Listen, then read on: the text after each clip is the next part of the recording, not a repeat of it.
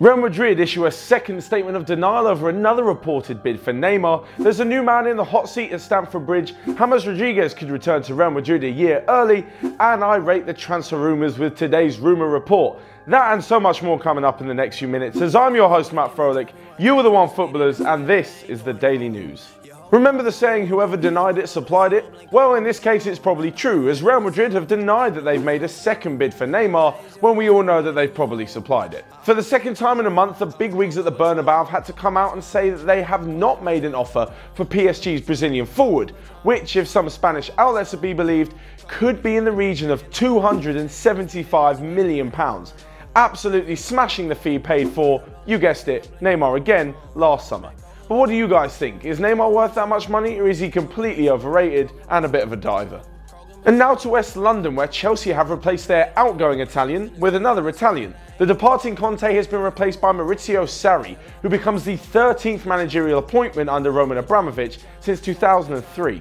After consecutive top 3 finishes in the last 3 years for Sarri at Napoli, he has joined Chelsea and looks to bring a few former players with him, with the likes of Jorginho and Dries Mertens reportedly on his transfer list. And talking of managerial changes, it's the change at the Bernabeu and new manager Julian Lopetegui, who could see James Rodriguez return a year early from his loan deal at Bayern Munich. The Colombian midfielder is halfway through a loan deal in Germany, which started when Zinedine Zidane clearly stated that he wasn't really in his plans, and to be honest, they weren't too happy working together.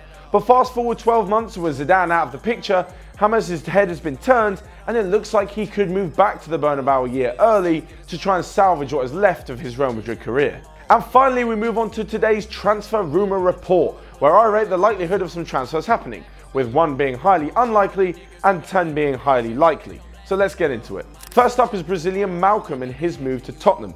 To be honest, I can't really see this happening, as reportedly Inter Milan are far more interested. He also doesn't seem like the kind of player that Mauricio Pochettino would sign, especially not so young. I don't think this deal is going to happen. I'm giving it a 2 out of 10. Next up is Ivan Perisic to Man United. Now, the Croatian has had a brilliant tournament at the World Cup and has been linked with United in the past. And with Inter Milan willing to accept around 40 million for the 28-year-old, I think this one could happen. I'll give it a 7 out of 10.